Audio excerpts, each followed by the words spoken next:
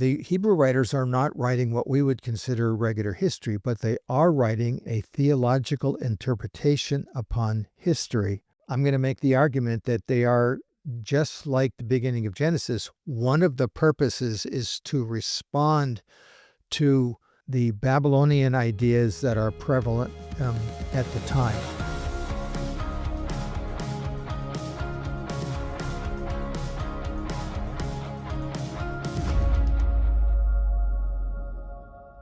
All right, well, welcome back, everybody, to another episode of the Buried Bible Podcast. I'm Keegan Walls, your curious everyday layman, here with the scholar himself, Dr. Mark Chavalas. How goes it today? I'm doing well so far. That's good. Let's see if we can ruin it. Yeah. No, so we're back. We just did first little episode on Tower of Babel, and we talked about really just focusing on that one phrase, the one language, the one-lipped people. But one-lipped people. But I think it brings up a good point, something I want to discuss right off the bat, which is we had a long conversation about it. And I know we've talked about it in past episodes, but I think it's worth reiterating and re-talking about. I think people get very hung up on it because it goes against like their tradition, but it also goes into this, I would say, like the Western church and the Western modern mindset of we get so focused on something like that for you to say, okay, well, they might not have all spoken one language, and because it's one lip and it's essentially kind of like a joke or a pun, and people go, well, no, it has to, because then it says this, and this. Which my argument would be, well, if they're making a pun, they're going to continue that narrative pun in the language that they just set up, which is one-lipped people. They're not going to swap from that and say he confused their language, or they're not going to go away from that language speak because that's what it's set up in. But for us Westerns, and for me, so I'm with people, which is why we had a long conversation about it. The issue for me is Too long, but go ahead. Oh, come on, it was a great conversation, but it brings up this issue of, like, I couldn't reconcile it in my mind. I think a lot of people can't. And the thing that kind of struck me, and I'll let you expound on it, which is we get so focused on, well, no, it had to be one language, and we get focused on these details. And so for you to ruffle the feathers of that, the whole point, you're missing the whole point. It's not about the language. It's not even like about the tower. They're props to what's happening, and that the focus is on God here, in the same way that we went through this in Genesis, where it has to be 7 days. And it's like, it can be theological messaging because it's God speaking truth to people and trying to communicate his point and for his purpose to come across. In the same way, I would say it's similar here. And so I'll let you kind of just go off on that, Russell. I thought that was pretty good. I don't know whether I can add a whole lot to that. The whole point is that you're right, it's theological messaging. Does that mean it's not history? No. But, and I've said this before, and I know that I can't expect that everybody's watched every single podcast, but I do try to build up on things as I move on. And so we did spend a couple of weeks sort of at doing groundwork. But, the Hebrew writers are not writing what we would consider regular history, but they are writing a theological interpretation upon history. But the behind the scenes is not there. It's assumed that you know what the history behind all of this is, and now they're giving you the response. Unfortunately for us, we don't have that background detail. So again, when we talk about, the invasion of Jerusalem by Sennacherib in 2 Kings 18 and 19, God gives us the details as to what happened, and then it's attributed to the angel of God. It's the theological response to the event, which is only summarized at that point. So we don't have a lot of detail.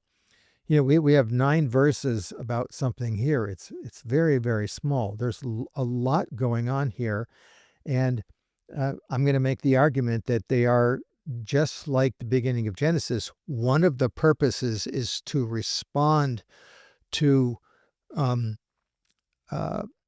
the Babylonian ideas that are prevalent at the time. And of course, when I say at the time, that's going to also ruffle a few feathers and maybe some lip smacking going on. I don't know, but so they just don't think the way we do, and I'm trying hard to figure out how they're thinking, how they're approaching the text.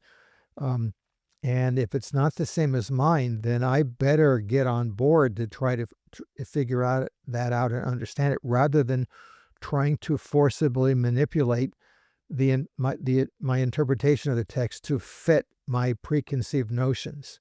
I've got enough of those already that I've got to work through, and so I'm doing my best to try to figure that out. The Israelites are ancient Near Easterners; they're not moderns, and I think I've sort of intimated that at every point in these podcasts, and so. Yeah, and I'm a slow learner, and it was just like the last podcast. I had to call you. I felt like we talked for like an hour because again, it's like the sun hits it in a different way, so I got to look at it this way, that way, a new way. It felt like 6, but go ahead. Yeah, it was the best hour of your day. No, but the two things that stuck out, and maybe it's just going to be helpful for people, and if it's not, my apologies. But those were the two things: is that I was focusing on the wrong thing because we get so caught up in, well, no, they spoke the purpose is they all, or again, we're Western, so we like it very structured and scientific. Well, they all spoke one language. I'm focusing on the wrong thing. It's about God. I have to focus on Him and what He's doing and portraying in this story.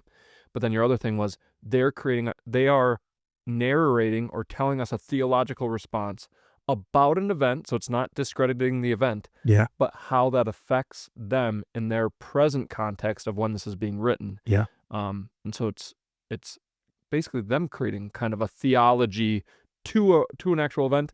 And so then can you clarify, because I don't think, and I think some people take it this way, which you're not saying I think your whole point is maybe they did speak one language, maybe they didn't speak one language, it's just not the point. That's what I would say. In the same way that if you ask the Jew, and I think I brought this up in another podcast too, but you ask the Jew about, the Jonah story, and of course, what do we like to argue about? We like to argue about the great fish or whale or fantasy or whatever it is, and a Jewish listener would be saying, "What? You've missed the whole point. The whole point is about the universality of our God and His supremacy." And this is pretty much the same thing here. It's no different than what's happening in Genesis 1, is that this is a God who is in complete command and control of everything in existence. He's orderly. He will not, what does He do for those who rebel against Him? That's the whole point of the Bible. In other words, there's evidently a big cosmic rebellion going on that we're hardly privy to. We have a tiny pinprick or a window into what's going on the outside, but of course, most of it is concentrating on us here. And so we have to deal with that. Now, I have a preface before we go any further. A couple things. First of all, I think we can continue to talk about sports as long as we keep it in the right perspective. That's responding to a comment made. Second, if you're a Mesopotamian scholar, it's probably okay that you don't worship the Mesopotamian gods. Okay, somebody was sort of harping on me and wondering, why are you studying that if you don't worship those gods? And I'm thinking, well, can you study the Bible without worshiping the true God? Yes, I would hope that you would come to belief. But in other words, that has nothing to do with anything. In fact, I don't know of any Mesopotamian scholar who worshipped the gods in Mesopotamian religion, although I did have a graduate student friend who had sons of Enlil on his motor jacket in the back, and we always thought that maybe, just maybe, he was an Enlil worshiper. He was a little different, but nice guy.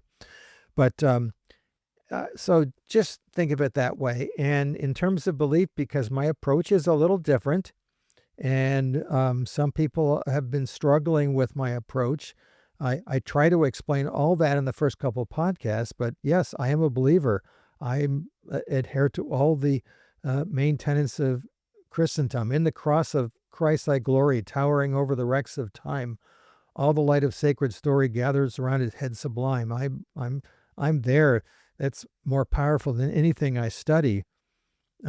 But my approach is different, and I'll just leave it at that. So, Yeah, and because I would second that as somebody who learns from you, which is so funny because from somebody who's a layman, so I come about it from a traditional perspective, is you take us on this what seemingly to most people is roundabout way, but I would agree that even like questions that we haven't covered on the podcast that I've brought up to you, even the Tower of Babel, you're going to come to like the traditional viewpoint and the application of the Tower of Babel that's going to be in traditional Christianity. You just kind of do a little bit of a roundabout way to get there, and not saying every single conclusion is that way. Not that there's one that I know of that's far out, but yeah, you take a different approach, but it's not like you're winding up somewhere weird. and a number of people who would casually tell me, well, so why don't you just believe and not spend all of this other time, doing all this? And my answer is, well, first of all, I think it's fun. Although, and I'm being a little frivolous, a little facetious when I say that, I think it's fun, but I also think it's intellectually very, very important is when I'm, because, God gave us our brain and our heart. And for me to believe and give my entire existence to this supernatural entity, I've got to think it makes sense. I mean, you think about it. If Keegan's telling me, hey, there's a raging lion outside, I think we should worship him. My first response would be, well, that doesn't seem to make a lot of sense. I don't think I'm ready to give my entire being over to this non-existent, creature that's out there. And so why do I believe in Christianity? Well, first, it has to make sense ultimately. And second, then once I give myself over, I will to believe, then all these other things start happening on a supernatural level, with the Holy Spirit now embedded, inside me. And so now I'm thinking, wow, this has made a change in me, and others have noticed it, and I can see the change in other people and all that. And so, right, and the Holy Spirit then illuminating the truths of spiritual matters. And so faith and reason are not mutually exclusive. They work in tandem together. And I wrote an article on this, by the way, about 30 years ago. I might have mentioned it before, but it's in the Journal of the Evangelical Theological Society. Get this, I actually wrote 2 articles in a theological journal. I don't know what came over me. This is about 30 some years ago. I think it's 1993. I wrote an article called The Historian, the Believer, and Faith, or something. I forget the title, but anyway, where I'm basically wrestling through why is it I believe what I believe, and why is it I believe it like as an evangelical, and can I also be a historian and still adhere to the traditional tenets of historical critical analysis? And my answer is yes. I can. I don't think they're mutually exclusive, but they're not easy to do because, well, for a lot of reasons. So, back now, let's go back to Babel. I mentioned 2 articles on our last podcast. We looked through Samuel Boyd's article a little bit, and I'm going to look at a little more detail in this one. This was the other one I mentioned, and I'll mention her again. Her name is Casey Clam. She wrote an article actually this year in the same obscure journal, the Journal of Near Eastern Studies, which I'm sure, again, everybody gets, on the meaning and language in Genesis 11, 1 through 9, and its Babylonian background. When this first came out, I thought, this is really cool. This is going to sort of upend things, although basically she put together things that pointy-headed Mesopotamian scholars have been thinking for, I would say, about the last 70 years. But as usual, it's not being made public, and that's maybe one of the reasons I'm doing this, is to try to show you that there is a Mesopotamian perspective on some of these things, which it doesn't supersede other meanings. I think it provides texture to them in the same way that this whole issue about the lip, I think it doesn't modify and change it. adds a new bent to it that I think deepens your understanding of the whole thing. If you know, or now we know understand the context better, etc. So I'm going to work through a couple of comments that she makes in her article here and there, and I'll even tell you the page number here and there, and then see what you think about it. Again, if you've been following me all along, maybe you're going to get used to stuff like this. So we're on our first page, page 115. She says, I argue that this paper strives to explain how the matter of language relates to Genesis 11's critique of Babylonian pride. By the way, I do not think this means that the only reason Genesis 11 was written was to critique their Babylonian counterparts. Okay. I don't think that's the only reason for it. In the same way, I don't think that Genesis 1 was simply written to show why the Babylonians were stupid in the way that they looked at the universe. But in their writing of it, they're certainly going to make mention of their environment and why their environment is wrong. If I write a book, I don't know, I wouldn't write a book simply critiquing everything about Keegan. It would be a long book. But if I happen to disagree with you, and let's say your choice of sporting teams or whatever, I might take a couple digs at you here and there, like I have. And of course, you haven't been able to do it with me. Yeah, because the Dodgers are so good. Yes. Well, they're having a little rough patch, but anyway, just because the Cubs are doing better. I mean, okay, so what? Just because they beat them in the season series, which means if they tie, the Cubs would get the home field advantage. All right, back to the Bible. We're going to get in trouble. Oh, yeah. Okay. Yeah. Okay. Boy, man. Okay. So she says, I argue it's potent because of the centrality of language in Babylonian scribal constructions of knowledge, as it's been stressed in recent scholarship and evinced in Babylonian self-aggrandizing charter myth, the Enuma Elish, which we did talk about way back when we were talking about Genesis 1. We talked about the Enuma Elish, but we're going to have to revisit it, but for different reasons. We also talked about it with the good old Anunnaki. Can you paraphrase that for me? What she's saying is one of the a side reason for Genesis 11 is to respond to Babylonian traditions about their. In other words, if you read the Babylonian Enuma Elish, it's Babylon and Babylonians which are the center of the universe, not anywhere else.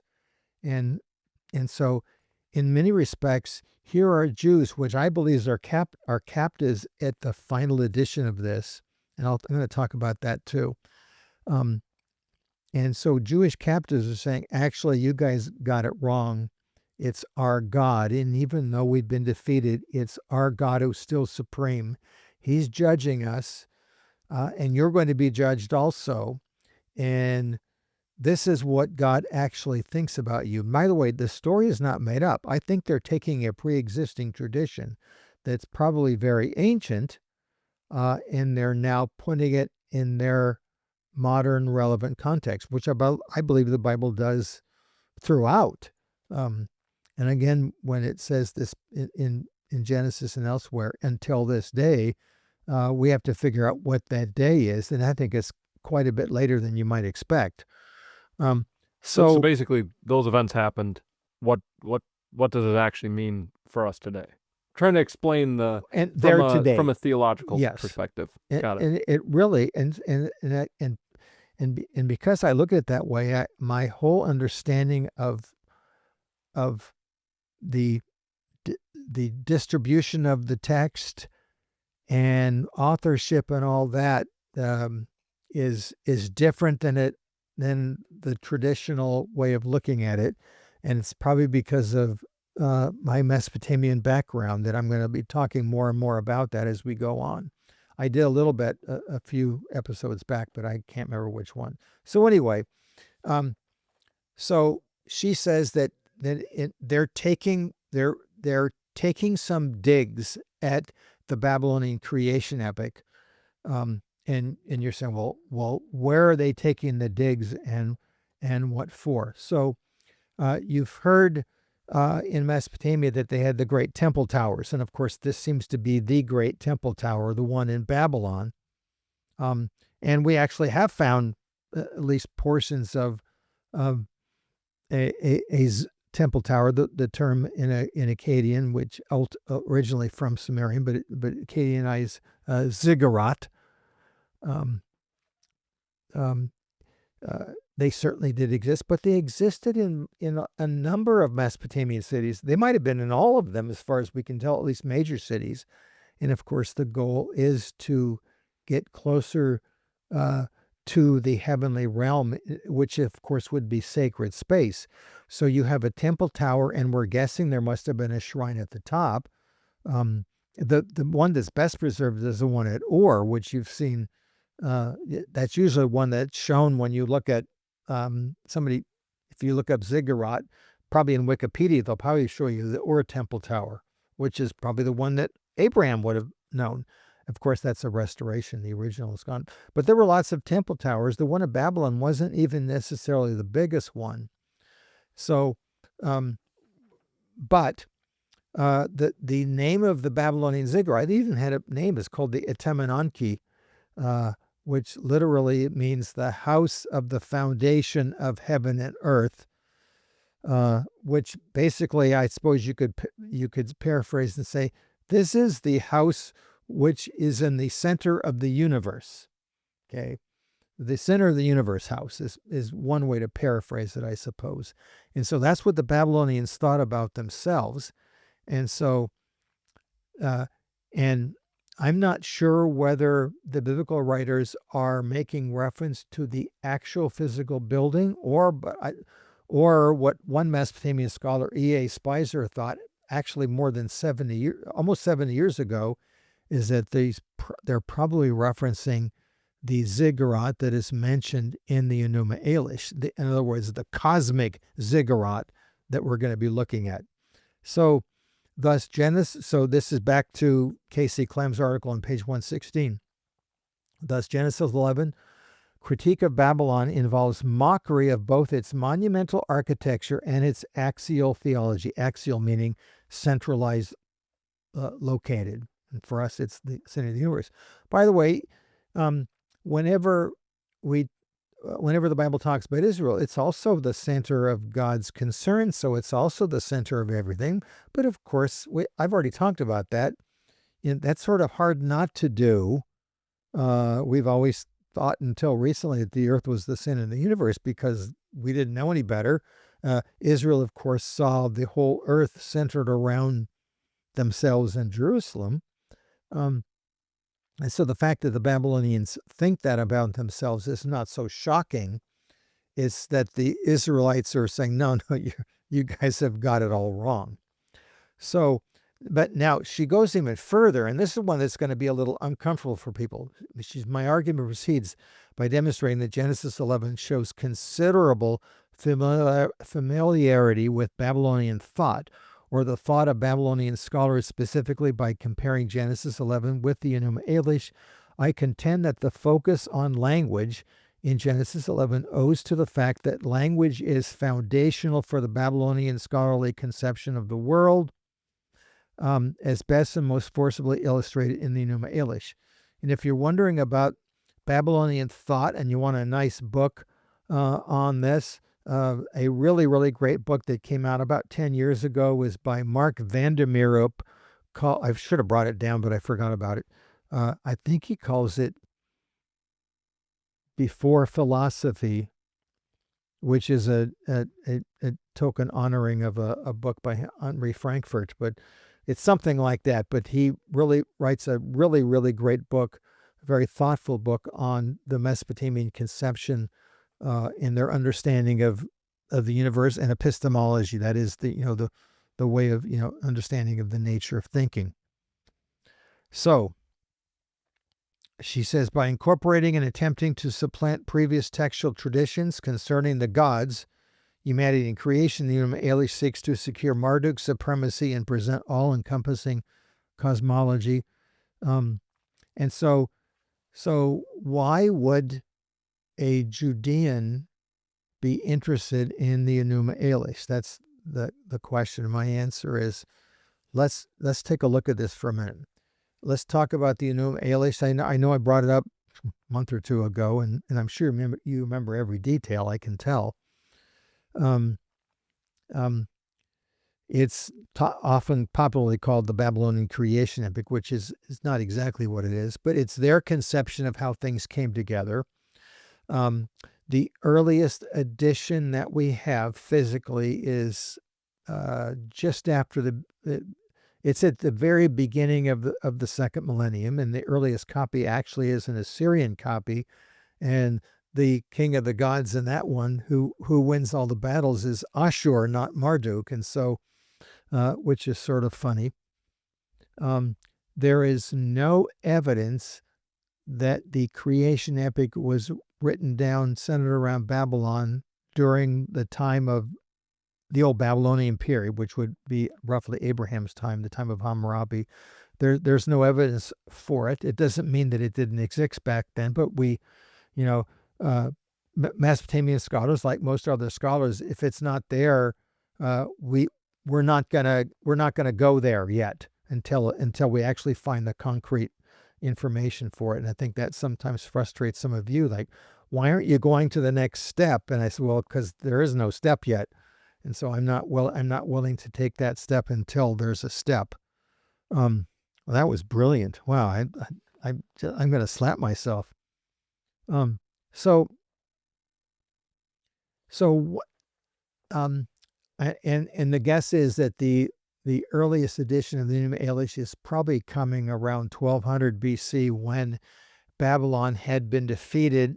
Marduk had been taken to Elam, southwestern Iran, and then he's being returned. And so they're now basically feeling better about themselves, and they're probably appropriating a very ancient myth about the creation and putting it and dressing it up in Babylonian terms. However, the edition that we have is quite late, and its full floret is either with the Assyrians, who I talked about last section, or with the New Babylonian period of Nebuchadnezzar and his father Nabopolassar, who I'm going to bring up in a minute. And so what we have is a very late edition of it. And that's the one that the writer in Genesis is responding to. And if my argument is that Genesis through 2 Kings is a manuscript that has gone through a long distributive process, and since it's text related, in other words, if you're going to ask me point blank, was the Bible written, is the Bible written really early, or is it really late? My answer is yes. You're not going to get me to answer one way or the other, because there is a lot of very early ancient material in it, and there's also some editorial material that's late in it, and they've been mixed together seamlessly in a very brilliant way. And this is how people thought, and this is how people did things. Is it divinely inspired? Yes. How does that work? I don't know, but it's not the way that we've been thinking before. And it's not one author or one person for each book. It's the document that's important, not the author, especially in the Old Testament.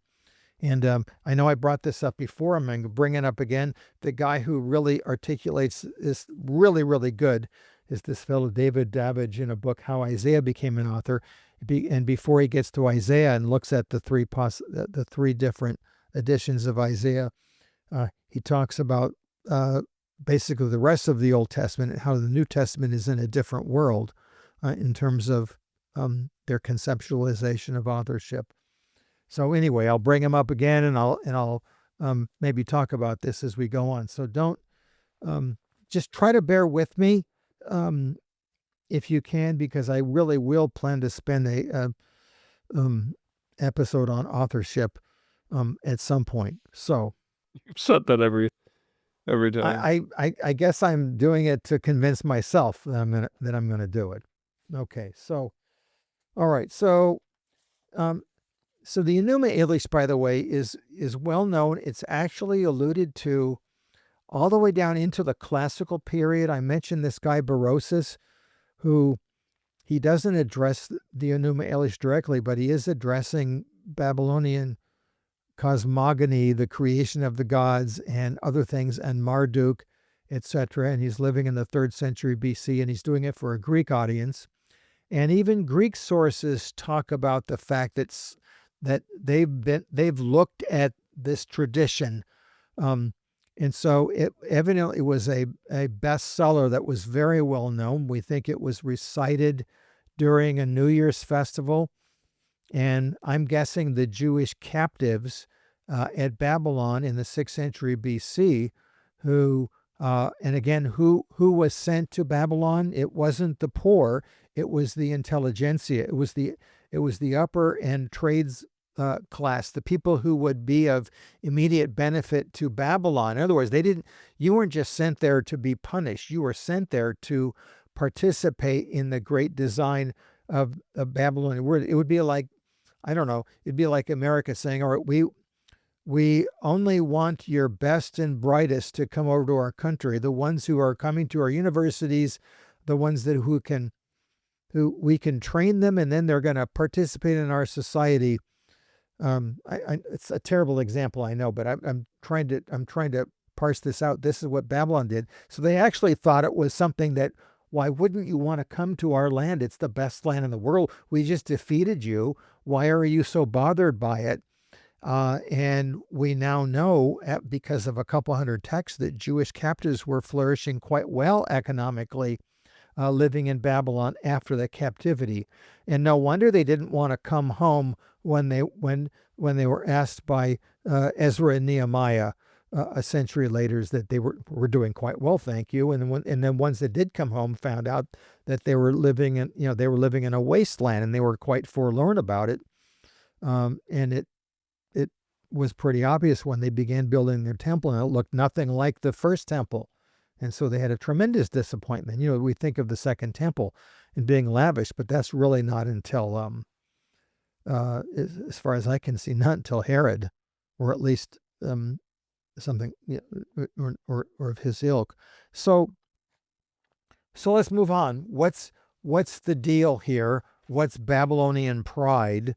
Let's see. I already brought that up. Brought that up.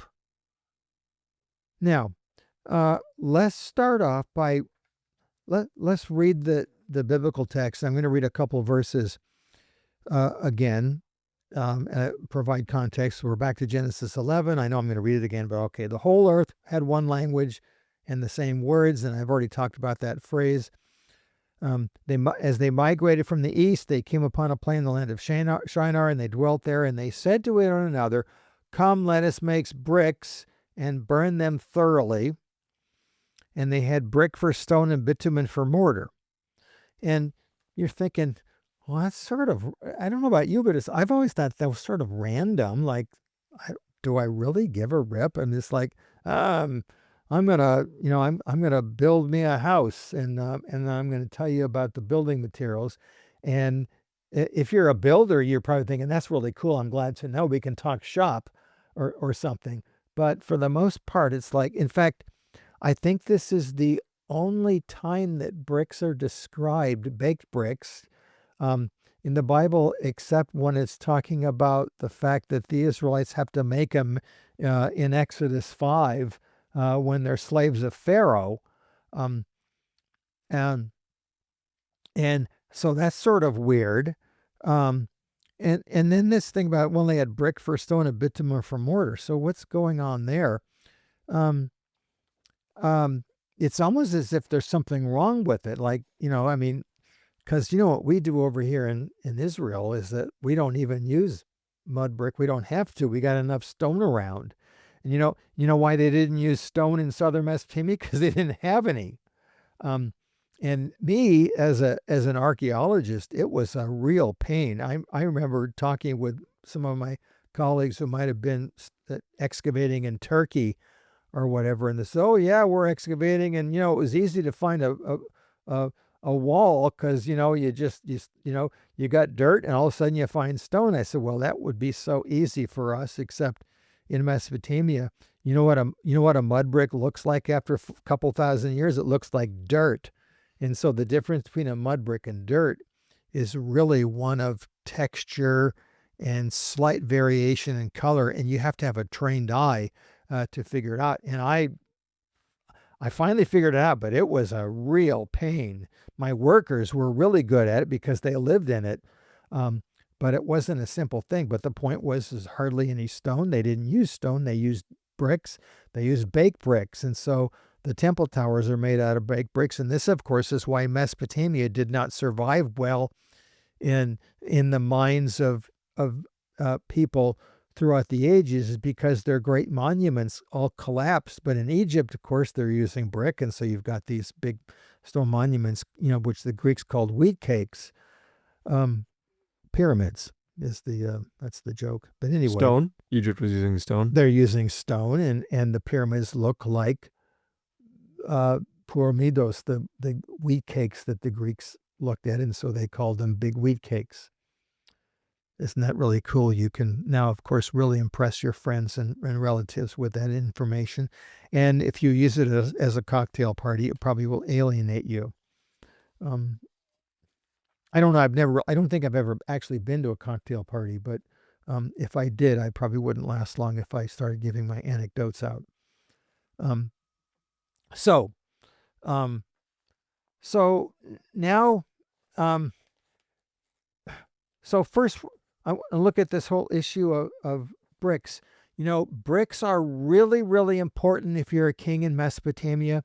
In the early periods, they had year dates for each year of a monarch, and the year dates would describe usually one of two things: my great conquests or my great building project, usually a sacred one. I built the temple to the god of my choice. The temple A for so-and-so god. And this, of course, is very useful. So how would I date a year? In other words, I would be telling you as a scribe. So I think we had a good year last year. So we need to name this next year after the best event last year. So what do you think? Was it my conquest of those nasty, vile Hittites? Or was it when I built the temple to Enlil? Which one? And as a scribe, you're probably going to say, oh, sire, both were really good. Let's put them both in there. And so it'll be the year in which I defeated the vile Hittites and I built the temple of Enlil. And that would be the name of the year. And what do you build the temple with? Baked bricks. And so it'd be as if you're the guy who's you're doing the foundation of the new building at our university. And so what do they give you? They give you the gold shovel so you can, you're the donor. Probably won't be, but you're the donor. And so you get to use the golden shovel to break ground.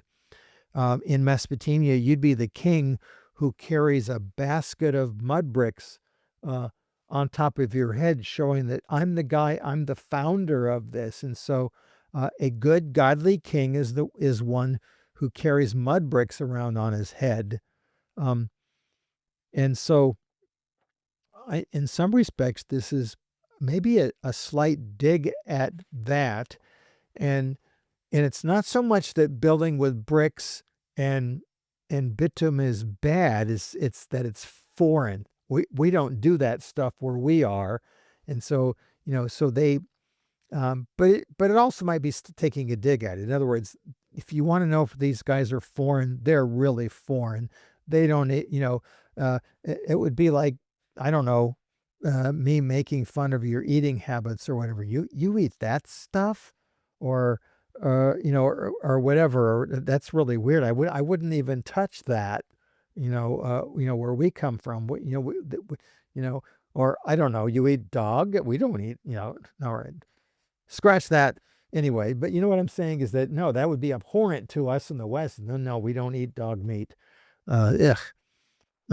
Is there anything in it of the Mesopotamian world actually just knowing stone is better too? Of like, oh, Babylon, you think you're so great, but you use, or is there not really? No, this is the materials that God gave us to use, so we use them. I mean, by the way, in the northern Mesopotamia, they've got lots of stone built.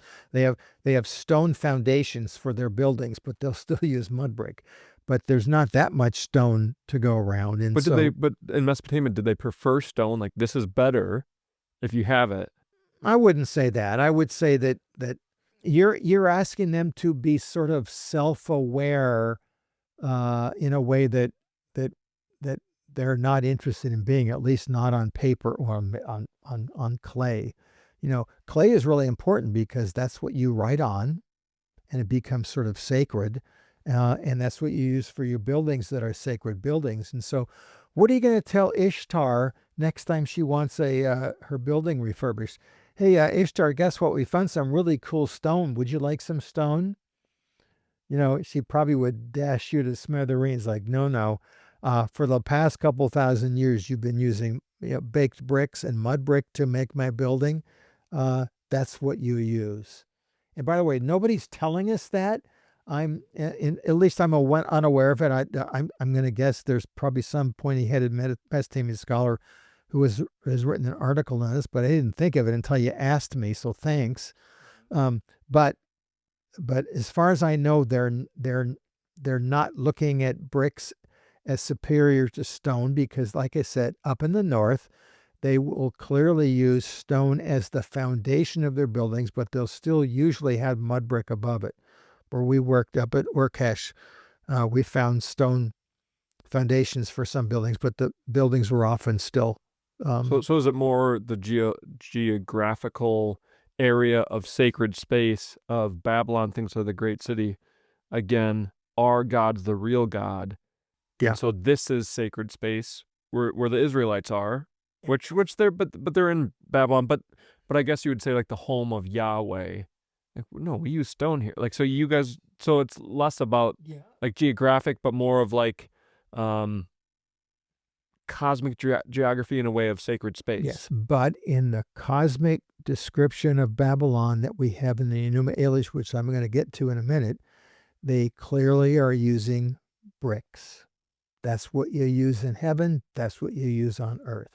Now, nobody actually says that directly because nobody's asking your question. Like, you probably would have been banished in a minute. Like, what? Right into the fiery furnace. But here, so in this scenario, if this is a correct scenario, you're thinking of this educated group of Jews, divinely inspired, who are now responding to this idea in Babylon, and in their story, which was already well known. The Babel story already exists. It's not a, it's not a made up. The allusion to it in Deuteronomy 32 is considered to be very, very early. The song of Deuteronomy 32, it looks like it's very, very archaic Hebrew, and that probably does go back authentically to maybe a period of Moses or maybe a little bit later. I don't know, but that's, so in other words, they already have a Babel tradition. They know it, and they know that you know it, meaning the reader.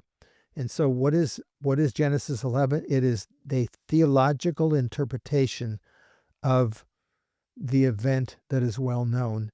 But what they're not doing is they're not explaining the event in a way that would help us who are so far removed from it. And by the way, I could say that about every passage we're ever going to look at in the Bible is that this is theological messaging. They are giving us a theological interpretation of event, but the event is not laid out. And of course, if they had to do that, the Bible would be probably 80 times bigger than it is.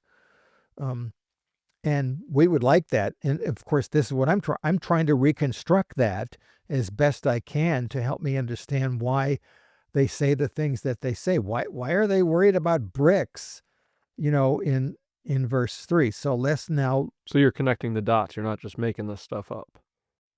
I'm hoping I'm not making it up. I don't think I'm making it up. And if a bunch of other pointy-headed Mesopotamian scholars, especially those who are at least 2 generations before me, were beginning to come to these conclusions, it's not like I'm not only not making it up, I'm not even being original. And frankly, I think that was the beauty. And I know I've said this 1,000 times, but somebody like Mike Heiser, he grappled with pointy-headed academics for a generation before he even thought of presenting his information to a public. And so he went through the whole process, and I'm sure he got he got knocked down, he got lifted up, intellectually speaking, got battered and bloodied, and then came with his conclusions, which were conclusions that were, again, he says, I'm not original. These aren't my conclusions. I'm basically connecting all the dots and then providing it for an evangelical community. My problem is with people who invert what Mike does. In other words, they take Mike's stuff, and instead of going through that whole rigorous academic process, they just go straight to the public and connect all these dots that probably we don't know whether they should be connected yet. I'm not going to name any names yet. I think that if you start listening and reading some people, hopefully you can start having a more critical eye as, wait a minute, that doesn't seem to match up. What about this? What about this? Why are you putting all these things together? There's no reason for it. Mike Heiser, in some ways, his unseen realm is so dense because he doesn't stop and make any generalizations without referencing a bunch of boring pointy-headed scholars where he got his information from. And as a pointy-headed scholar, the first thing I do is I throw his book off and I spend the rest of the day looking at that footnote to make sure that he got it right. And then I finally come back. Okay, I guess you were right. Fine. Next. And I say 9 times out of 10, I agree with him. And I know, when do you disagree with him? We'll have an episode on just that. Just kidding. 10 episodes now. Haha. All right. So now, I'm going to look at some excerpts of out of the Enuma Elish. And first I'm going to read the Genesis account again from, let's say, 4 through 9. And then I'm going to show you where I think it's alluding to. It's not a one-to-one correspondence. In fact, it's even more brilliant. It's clearly, they're clearly making allusions to something, but it's not direct. In the same way that if you, let's say, read Tolkien, this guy's clearly making reference to his Judeo-Christian tradition, but it's not congruent. It's not an obvious connection. In the same way, let's say C.S. Lewis certainly was making almost a one-to-one correspondence between, the lion and God, and the lion's death and the death of Christ. I mean, there was an obvious one-to-one correspondence that almost in a wooden way. Well, the biblical writers aren't doing that. They're making allusions to something which are implicit, not explicit. Maybe that's the way of looking at it. By the way, I'm no literary person, but at least that's the way I've understood the difference between, let's say, Tolkien and C.S. Lewis. So here's Marduk. This is Enuma Elish. We're in tablet number 6. And by the way, the tablets are not complete. We have actually 180 tablets and fragments from the 9th century BC down to about the 3rd century BC. And if you put them all together as a composite, you still don't have the whole thing. And there's still significant portions missing. But tablet 6, so the story itself is, here is the beginning of creation. Somehow, by the way, matter is eternal. The gods come out of matter to explain why there's chaos on earth. There's chaos in heaven. The gods actually have a tremendous war. The ultimate victor in the war is one of the younger gods, Marduk. And by the way, he does it through his speech, as we're going to find out. And so that's an allusion to what's going on in Genesis 11. The whole, I mean, there are so many literary and figurative puns that are clearly alluding to what's happening in the Enuma Elish. I've accepted this whole thing hook, line, and sinker, that what Clem has written is like, oh my goodness, why didn't I come up with this? I could have written this.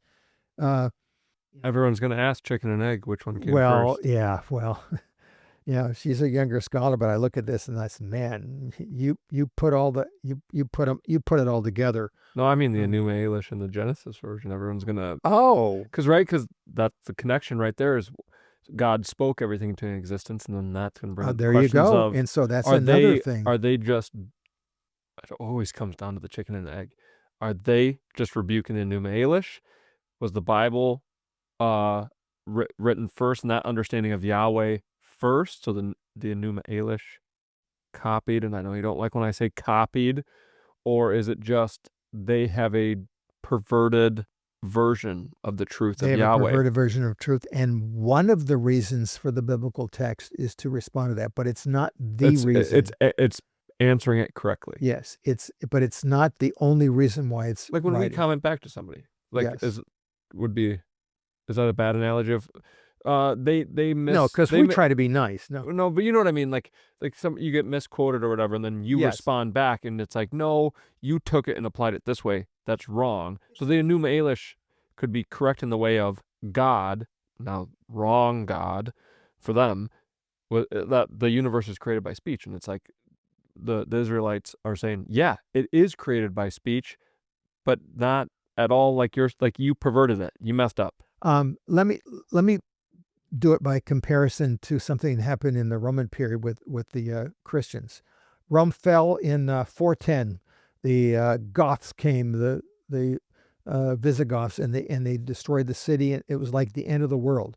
And of course, Christianity has already taken tremendous root by this time, but it's not exclusive, certainly not. And so, living at the time was one of the greatest of all Christian thinkers, Augustine. And at the time, the theological response to the fall of Rome by the Roman pagans was, see, we forsook the gods of Rome, and they're judging us for it. And Augustine saying, no, you guys are wrong. And I'm going to show you why you're wrong. And so he wrote he wrote a book review of the Roman response. It was called The City of God, and it was a 400 penguin paperback book, basically responding to the Roman accusation of the Christians, that those became Christian, that we were being judged for our heresy, I suppose, or apostasy. Well, once Augustine began writing it, his original reason almost became irrelevant. Now he wrote this magnum opus, basically to show why Christianity was the true religion, and became the datum point for really the whole rest for the next 1,000 years in the medieval period. And so it would be ridiculous for somebody to come, in the future and say, well, Augustine was simply, responding to Roman ideas. He was just copying, from them. It's like, give me a break.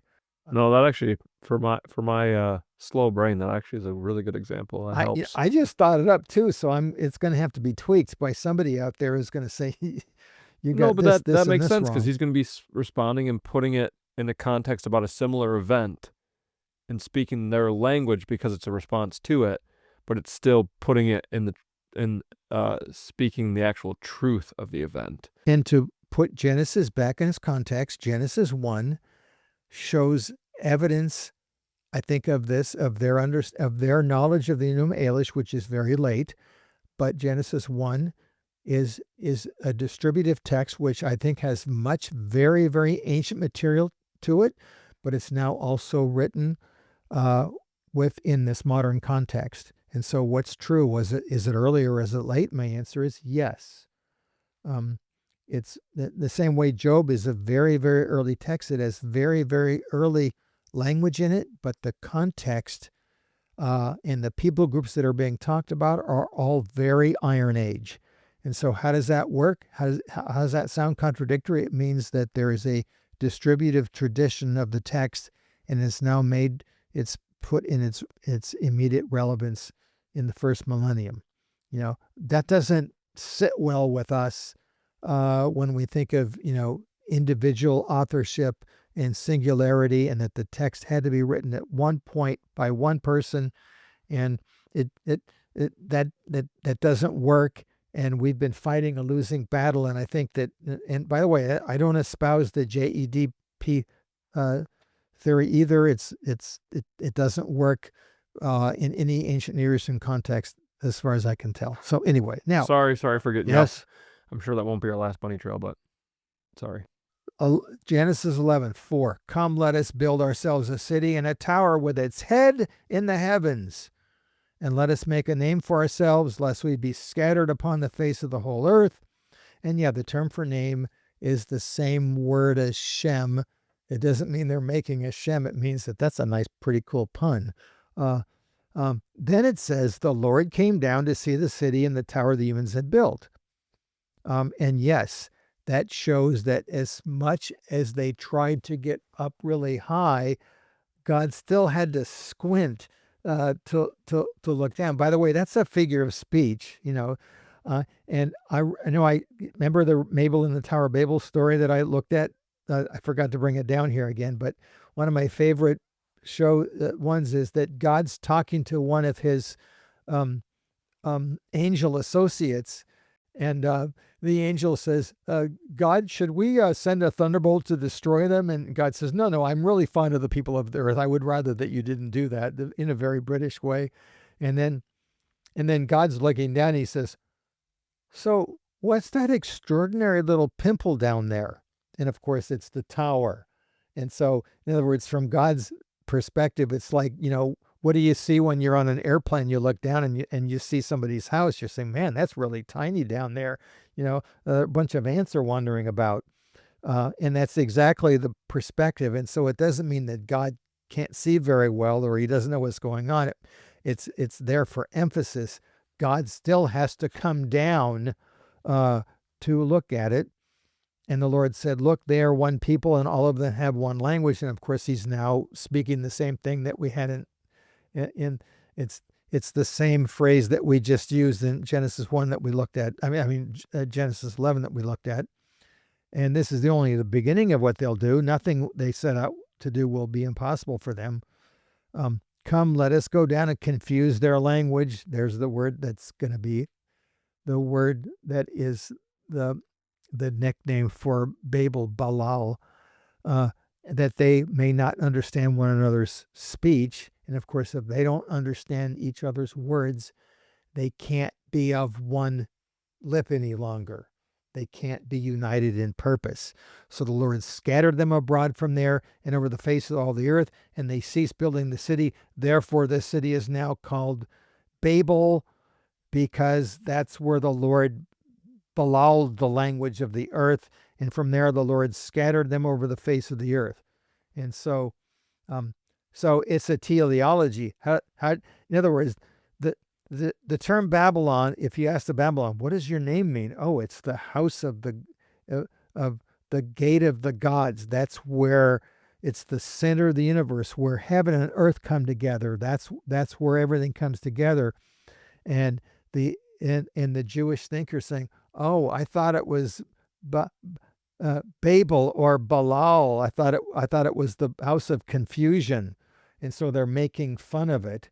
And so it's a teleology, which is probably there to encourage the listeners at that point. Here we are, we're captives. Have some faith, be encouraged. God's still on the throne. These guys think they're the best thing since sliced bread, or maybe they're the best thing since mud bricks or something. But they're really not. And the place that they think is the center of the universe actually is the center of confusion. Now let me tell you a story. You know the story about the confusion of languages. It's actually about them. So let me give you the theological purpose behind it. And that's what this is. Now, if I go from there to the Enuma Elish, let me see if this makes sense. And this is, I think, Clam's brilliance. I'm on page 119. She's, and by the way, in Mesopotamia, you had the temple tower, and then right near the temple tower, but not on it, was the the great temple to Marduk, which was the centralized temple of the city, and it was called the Esagil or the Esagila. Literally in Sumerian, it's the temple whose top is really high, I suppose you could say, whose head is lofty. The term sag either can mean head or top, just like, in English. It's pretty easy, that you can figure out which one is which. And so the temple of the lofty head, so both that's being described when Marduk defeats Tiamat, the mother goddess of creation, and he's now at a point where he's going to take existing matter and he's going to make the universe out of it. The center of the universe happens to be the place where he's going to live. And that's going to be what they're going to call Babylon. So just listen to this and see whether this resonates with what we just read in Genesis. So this is Enuma Elish 6, beginning around lines 55, if you're one of those that want to look up the verses. So when Marduk heard this, by the way, the gods at this point are complaining, hey, it's really a lot of work. And so when are you going to do this? He beamed as brightly as the light of day. Build Babylon, the task you have sought. So in other words, all right, we're going to build Babylon. Let the bricks for it be molded, and then let's raise the shrine. Okay, so we're gonna mold the bricks and we're gonna raise the building. And guess who does it? You're gonna love this. The Anunnaki build it. And you know what the Anunnaki mean here? It just means the gods. It's the guys. The gods who are not one of the top gods in charge. It means basically everybody else are doing forced labor. You know why they're doing it? Because humans haven't been made yet. And so the Anunnaki wielded the pick. For 1 year, they made the needed bricks. In other words, it took them a whole year just to make the bricks before they even start the building process. Okay? And they're not going to be very happy about this. And of course, evidently, I'm guessing that Marduk told them that they had to leave the planet Nibiru for a while and come and do this before they could go back, to Nibiru. I'm sorry, excuse me. And so maybe isn't it fun when all the puzzle pieces together? It does come together. So and where'd they get the pick? It must be so when the second year arrived, they raised the peak of Asagil, which is interesting because it's a sort of a pun. They raised the top of the thing that's top is lofty. Okay, so it's a bad pun, but it's a pun. Even the term Balal is a bad pun for Babel is a bad pun for Balal. It doesn't. Put it this way, it's a groaner that wouldn't even make the cut for a dad joke in 2025. I know because I've tried some really groaners. So they raised the peak of the house whose head is raised, a replica of the Apsu. They built the lofty temple tower, that's the Itamananki, the ziggurat of the Apsu. And for Anu, Enlil, and Ea, and him they established it as a dwelling. Bel seated the gods. By the way, Bel is Marduk's nickname. And so whenever you see Baal, in a Mesopotamian context, Bel is clearly Marduk. When it's called Baal, which is the same word in a Canaanite context, that's probably the storm god, the head of the gods for them, Hadad or Adad. Baal seated the gods, his fathers, at the banquet in the lofty shrine which they had built for his dwelling, saying, "This is the gate of the gods." That's the word Babylon. Your fixed dwelling. Take the pleasure here. Sit down and enjoy. So, I think the Genesis account is clearly referring to it in terms of the bricks that are being built. Think about it. The Enuma Elish is making a big deal about it. The fact that it took a whole year to make the bricks, and then in the second year they start making the actual dwelling. It took a really, really long time to do this. And why are they emphasizing the bricks? Because that's what godly, divine connected humans do, and so of course the gods would do the same thing. And even the gods are building with bricks, and so no wonder the Genesis writer is going to allude to that, and then they certainly allude to the fact that yes, build a tower with its head raised. And it's interesting, the word for tower in the Hebrew is migdol, which is really, it's not usually used for like a sacred tower. It's used for like a lookout tower or a military tower, more than anything else. And so it's sort of interesting here. But I think she's spot on all this. I think she's made a very, very strong argument for this. But it's not the only place it happens that this occurs. So now I'm going to look at a text, and she mentions this on the next page, page 120. Nebuchadnezzar is the king of Babylon from about 604 to about 561, give or take a year. His predecessor, dad, Nabopolassar, was in a sense the founder of the Babylonian, or what we might call the Chaldean kingdom.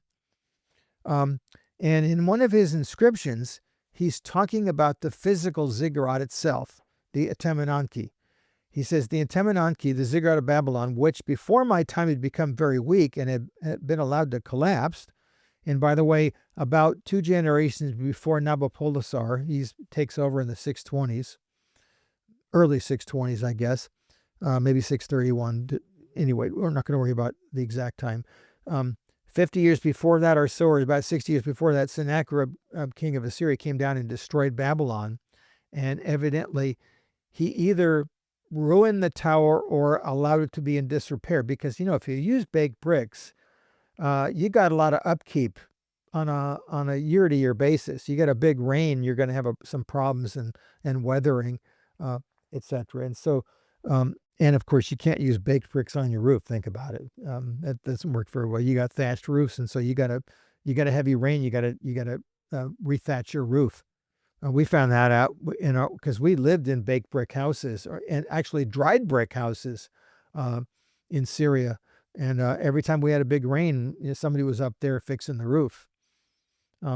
Anyway, so he says the ziggurat had been allowed to collapse. The god Marduk, the Lord, commanded me to firmly secure its foundation on the surface of the netherworld.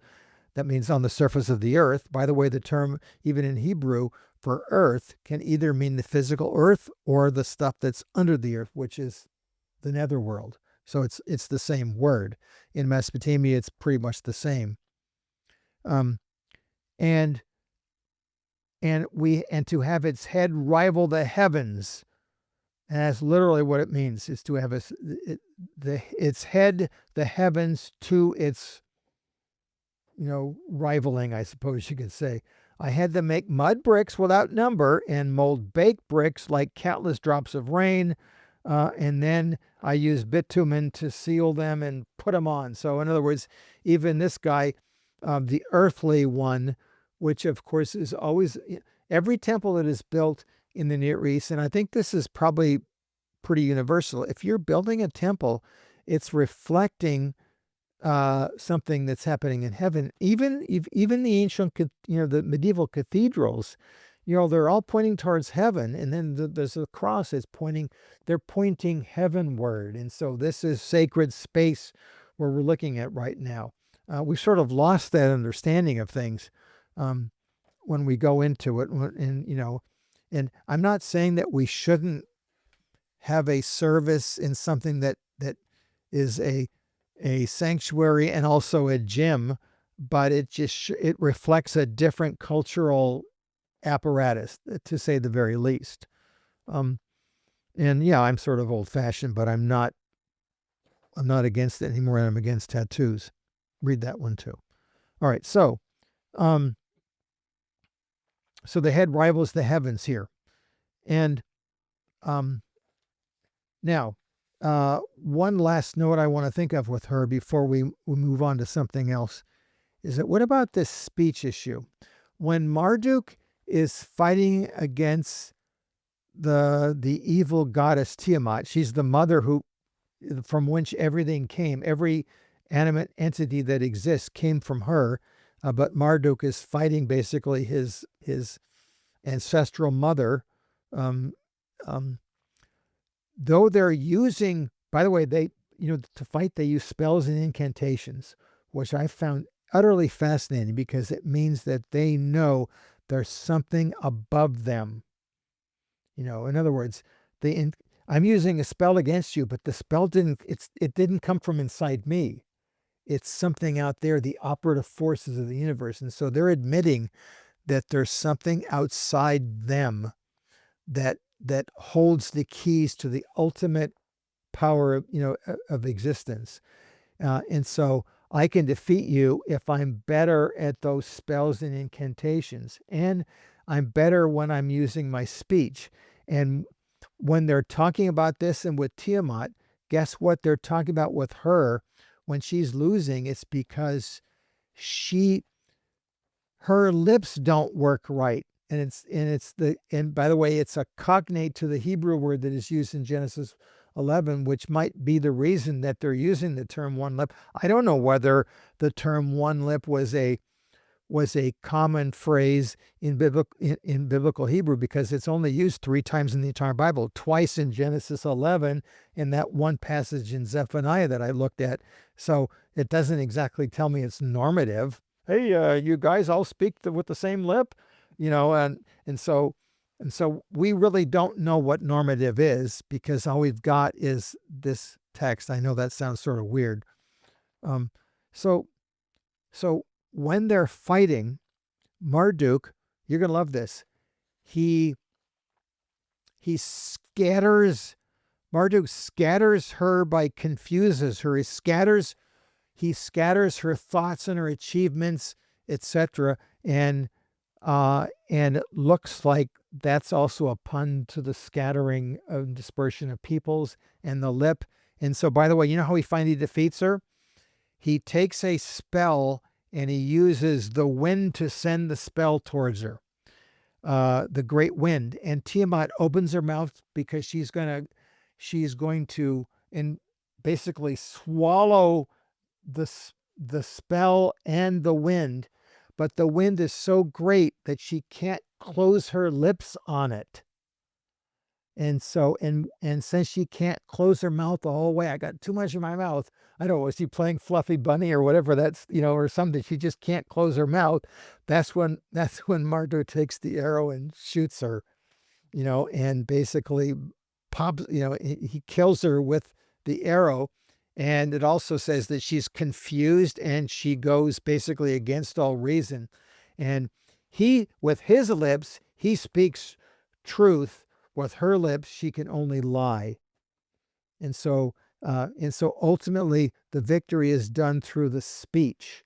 And so what is the Judean writer basically doing? He's making fun of the Babylonian brilliance. You guys think you're so smart because in your creation epic, and you know how the Jews would know all about it? Either they could read it or they could hear about it every New Year's when it was being recited. So I don't even have to be a cuneiform scholar. I can hear you guys, recite this and it on your Christmas day or your New Year's festival.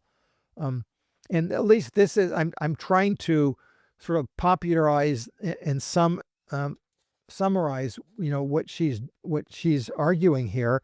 And I looked up her citations. Oh yeah, she got this from Spicer, who theorized this in 1956. And she got this from Fromm, who wrote a really cool article about the Enuma Elish about 2015.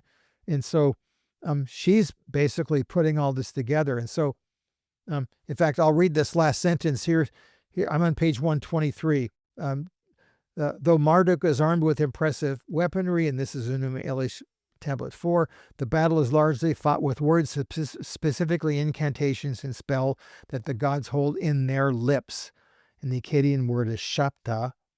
The Hebrews often lose that shin. The shin becomes a s. It says, look at Hebrew Sapa. When Marduk approaches Tiamat to battle, he holds a spell in his lips. Tiamat casts her own spell, but in her lips she lies. And if you lie, the spell can't work, evidently. That makes sense. Then, of course, the text is broken, and the next thing you know, she got popped. Uh, and, um, and, and Marduk is now taking her carcass and creating the universe out of her carcass, which is a real bummer for her. And so that's that. And so is this a one-to-one congruence? No, not at all. There's a whole lot to Genesis 11 that's quite unique. And so all I'm doing is I'm trying to give you maybe an added spice. In other words, I throw in a couple of spices into it to make this intellectual meal taste a little different. It's still the same meal. There's still a disbursement. There's still a teleology about how the nations are formed, etc. But you think about it, when you're reading Genesis 11 by itself without anything else, you're sort of hard-pressed you're thinking, so what was it that they did wrong again? And there are implications. There are implications. Well, yeah, the marching orders, they were supposed to disperse. We were told that in Genesis 1. Well, and maybe God's saying, I told you I'm not going to tell you again. So, I'm not going to tell you again. And of course, Genesis does this quite often where you're looking at something and saying, that doesn't sit right. Abraham just did this, or he just took his wife and lied about her, or he did this, or he did that. He went into the maid, why doesn't the Bible stop and moralize? Because they already know. And it's more sensational to allow the people to sort of, falter on their own without anybody saying, I told you so. And that's exactly what's happening in this narrative. And so they're being dispersed. And so here is a theological investigation of the disbursement of peoples. And when they're dispersed, and the people groups, and I brought this up last podcast, when the people are being described, the nations in Genesis 10, which happens after Genesis 11, those are people living in the early first millennium BC. As far as we can tell, they're not connected to anything, and why would that be relevant? Because that's when it's relevant to the people who are being writing, who it's being written for, at least the final edition that we have. All right, I'm getting tired. And I know I'm going to get really tired because you're going to start giving me theological. You're probably going to give me theological arrows with your lips. We'll wait and for some of them, because we'll focus just on this Mesopotamian viewpoint of it. But so for you, when you see this, what are the major themes or connections that you're seeing being made between Genesis and the Enuma Elish? Like if you had to do like a top 3. I'll try to summarize what I did. You guys, here I am. I'm a Judean captive. It's pretty tough. I mean, really, is it really different than anybody else? I mean, could it be like French, living under Nazi occupation, thinking, this isn't sort of cool. I really still think that this is. I mean, I don't know why God has allowed this. And yes, of course, both the Germans and the French were paying lip service to the Judeo-Christian tradition, at least, but the point is, you're thinking, well, why would God allow this to happen? This is wrong. You guys think you're so good because you were able to militarily conquer us, but that's just not true. Our God is still God.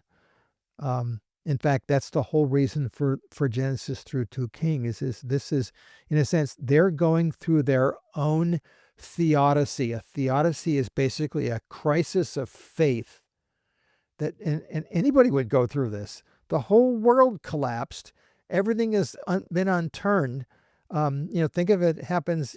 I've said this before. Can you imagine if 9/11 happened with every major urban center in our country and the whole superstructure of our country collapsed, and then we got invaded by all of our neighbors, and now we're being overrun, and they're knocking down all our monuments, McDonald's, and all our football stadiums are being taken over, and they're giving us new things. And we're thinking, wait a minute, this is not. There's something wrong with this. God's judging us, but God's still on the throne. And so, what is he trying to say to us through all this? You guys think you're so smart, but you're not. You think you're the center of the universe, but you're not. And so the immediate purpose is to give encouragement. By the way, the Babylonians aren't reading this story. It's not like, hey, guess what? Hey, Shlomo, go show your Babylonian neighbor what the divinely inspired scribe wrote. He's making fun of them, and they're saying, no, I don't think I will here. And frankly, I'm doing quite well economically, so I'm actually not bothered by it. So, but the point is that this is for their own people, to encourage them when they're thinking, man, is God really God anymore? And, maybe he's not God. Maybe Marduk's God, for all we know. I mean, here we are. He seems to be the king of the gods here. And you're asking me to continue on and stay the course. I mean, that's the whole purpose of the book of Revelation, is that you don't falter. The book of Hebrews, don't falter. I know you're suffering, but God's still on the throne, and the end is glorious. Just hang on. And if you think about it, that's sort of an expose on the Christian life. And so it's sort of hard to grasp, but that's certainly what it is. And so it's the same thing. It's the same principle here. Don't worry, our captors are judged by God, and they think they're so smart, their traditions are so brilliant, but it's all confusion.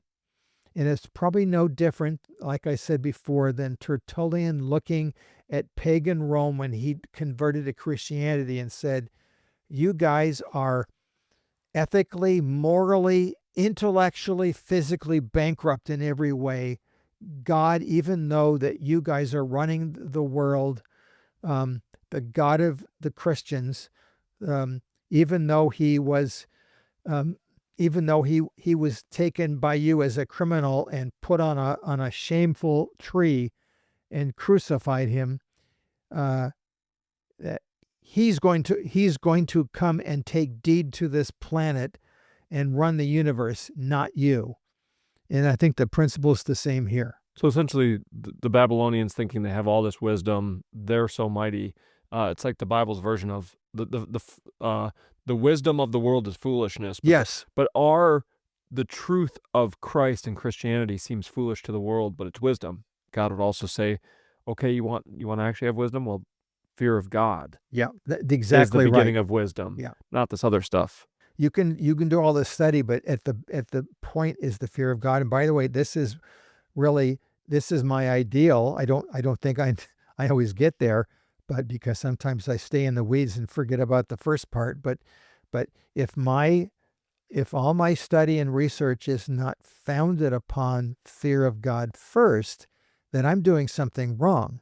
And so that's why, I need to be anchored in that. And when I'm not, then people around me are going to say, hey, it's really nice that you thought of that, but you're not anchored, or your life isn't reflecting that. And so scholars are no different than anybody else. You might be researching this, but you better have a foundation. And so that's, I started off with that foundation. I began to drift from it as a young man, and I began studying it, and then I was brought back to that foundation. So now everything I was studying was now put in that context. Like, oh, this is why I'm studying this. And so so it's not so much that knowledge was intrinsically evil that Babylon had. There's lots of wisdom. Wisdom is wisdom. It's that they had it in it was put in an improper context. Divination is not wrong, but 99.9% of it is in an improper context. Now, the divination is trying to understand the mind of God, and God says, you can do that, but only under the circumstances that I've provided for you and no other. Which would be a great follow-up question that I'm going to save for next episode. on that. But continuing with this, because when I read it and how I've always understood it, because it's speaking specifically about a language and it says confusion, do you see the confusion here more with the parallel that we see from the Enuma Elish, Enuma Elish, the whatever. Enuma Elish, which is like without reason? I think we interpreted, or I originally interpret confusion in terms of, well, they physically are aware of their confusion because they can't understand each other, which is a little bit of the pun that they're saying. But for Tiamat, like confused in terms of like no reason, like because I almost think about it, which is dumb or bad, but almost like, like a spell or like Pokemon, and the thing is cast on them, right? And now all of a sudden, like they're not aware of their confusion. It's like they're disoriented, like there's no reason behind it. They were reading the Enuma Elish, by the way. Yeah. Yeah. But, but really, I think we're sort of trained to think of it as either or. It's both. It's concrete and it's abstract. And so in other words, the confusion of languages, the people now not understanding each other, is a reflection of the fact that they're intellectually confused. Why can't both of those things be true? That's the whole point. But isn't that the whole point of a pun? When you use a pun, what you're doing is you're making me think of the two things. Maybe it's the concrete and abstract meaning of the word. If I make a pun about the word head, hey, my department head chewed me out yesterday. Wasn't that funny? My head got ripped off or whatever. And of course, what the pun is, of course, is the term for head is not some giant talking thing. It's somebody who is above me in rank at my work. I had to explain that to you. So it could be both and. No, that makes sense. But I would say, at least for me, that's a good little nugget that I've never looked at it that way. I just always thought like, well, I don't speak Spanish. I'm confused because I don't understand them. But there could be another layer to it, which is this without reason, which would make sense to the Babylonians, of them thinking they have like this supreme wisdom and they're winning. But it's like in all of that, what's actually going on behind the scenes spiritually is you've been almost like spiritually, in the same way that this incantation was cast on Tiamat, like spiritually, you don't even know it's hit you. Yep. You think in all your wisdom, you are just absolutely disoriented and so confused, which the modern day application would be, and this would be true of what Christians would say today, is all these people thinking they have this knowledge and wisdom are just simply deceived. They go, well, I disagree. And it's like, you literally can't see it. You're without reason. Like you can't see it because you're spiritually blind. That's a way of looking at this. I'm obviously that's not the main purpose of Genesis 11, but that's certainly a solid application principle, in my opinion, that you want to put it in the modern day context. How does this work with me? And of course, so yeah, I like that. There you go. There. Well, I think this is a good spot to stop Yes. before we dive into our next episode on the tower. And so, as always, if you guys have any other further questions, we are going to do a part 3 where we're going to look more at the tradition, the application, and really dive in and wrestle with the Tower of Babel and the application and the implications of it. And so make sure to watch that. But if you have specific questions about this, we got our email below. Leave a comment, like, subscribe, share, all that fun stuff. But otherwise, yeah, we appreciate you all. Glad that you tuned in, and we'll see you next time on the Buried Bible Podcast.